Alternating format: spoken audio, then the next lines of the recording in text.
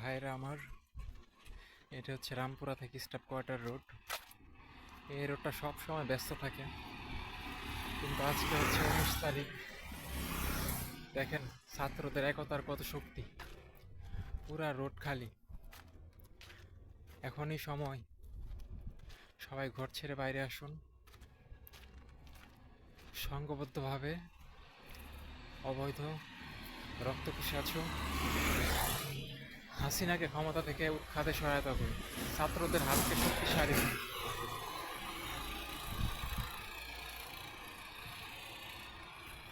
দেখেন একটা দুইটা গাড়ি যদিও দেখা যাচ্ছে সিএনজি, যারা আসলে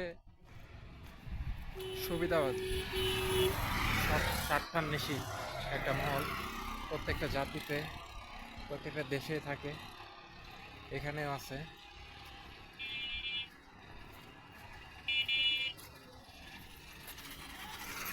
আহ,